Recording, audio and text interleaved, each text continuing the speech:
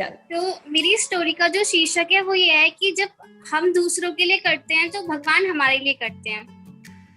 हम 21 डेज से prayer session कर रहे हैं, तो उसी प्रेयर सेशन से रिलेटेड मेरी भी एक स्टोरी है जो भी प्रेयर पे रिलेटेड है।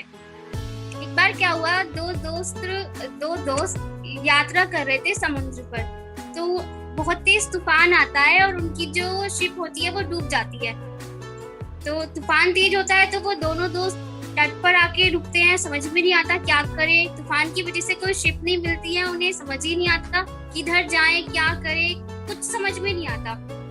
तो दोनों दोस्त, क्योंकि वो बेस्ट फ्रेंड होते हैं, तो वो उसी तट पर रुकते हैं और आपस में कहते हैं चलो आज देखते हैं कि भगवान जी किसकी प्रार्थना सुनते हैं। तो दोनों एक साइड चले जाते हैं तट के। एक दोस्त कहता है तुम इधर साइड जाओ, मैं इधर साइड जाता हूँ और देखेंगे बाद में कि भगवान जी ने किसकी प्रार्थना सुनी।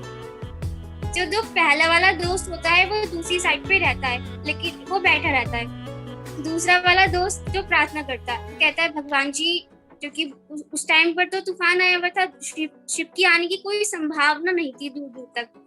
तो वो कहता है भगवान जी बहुत भूख लगी है, बहुत दिनों से कुछ खाया नहीं है, प्लीज कुछ खाने के लिए दे दीजिए।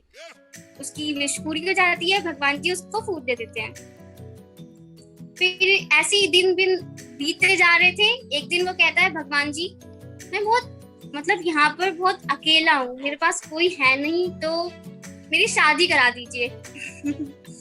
उसी दिन क्या होता है, एक शिप आती है, उसमें कोई नहीं होता, एक लड़की होती है। तो वो प्रिंसेस उसको पसंद आती है, वो लोग शादी करते हैं और वो वहीं बैठ जाते हैं। फिर क्योंकि शिप आ गया था तो फिर, लेकिन शिप तो आ गया था लेकिन कोई था नहीं शिप को चलाने वाला भी। फिर वो कहते हैं भगवान जी बहुत दिन हो गए हैं, क्योंकि ऐसे दिन बीतते जा रहे थे, वो वहीं रुके हुए थे। भगवान जी एक शिप और भेज दीजिए जिससे हम अपने घर वापस जा सके। भगवान जी ने ये प्रार्थना भी सुन ली और वो शिप आता है, तो वो घर जा रहे होते हैं अपने। जैसे वो रास्ते में, मतलब शिप में बैठते हैं, रास्ते में जा रहे होते हैं, तो ऊपर से आवाज आती है आसमान से कि तुम शायद कुछ भूल रहे हो। वो पहले जो दूसरा दोस्त होता है वो देखता है ये आवाज कहाँ से आई है, देखता है ये तो ऊपर से आ रही है, आसमान से आ रही है। तो वो कहते हैं आप कौन हो? वो भगवान जी कहते हैं मुझे ही भूल गया जिससे मांग रहा है। फिर क्या होता है, वो भगवान जी कहते हैं मतलब तुम अपने दोस्त को साथ में नहीं लेके जाओगे जो तुम्हारा बेस्ट फ्रेंड था? तो वो दोस्त कहता है कि उसकी तो कोई प्रार्थना पूरी ही नहीं हुई है, जो प्रार्थना थी वो मेरी पूरी हुई है, तो मैं जा रहा हूँ। तो भगवान जी कहते हैं कि तुम्हारी कोई प्रार्थना पूरी नहीं हुई है, जो भी तुम्हारी विशेष पूरी हुई है ये सब तुम्हारे दोस्त ने की थी। कहता है मेरे दोस्त ने की थी? मतलब तुम्हारे दोस्त ने ही कहा था कि मेरा दोस्त जो भी मांगे उसे पूरा कर देना बस। तो इस कहानी से हमें एक सीख मिलती है कि जब भी हम दूसरों के लिए करते हैं भगवान जी हमारे लिए करते हैं।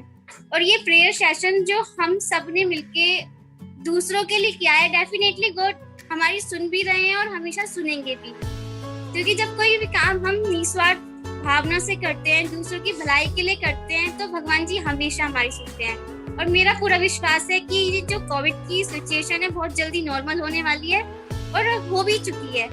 So stay positive, stay blessed. Thank you.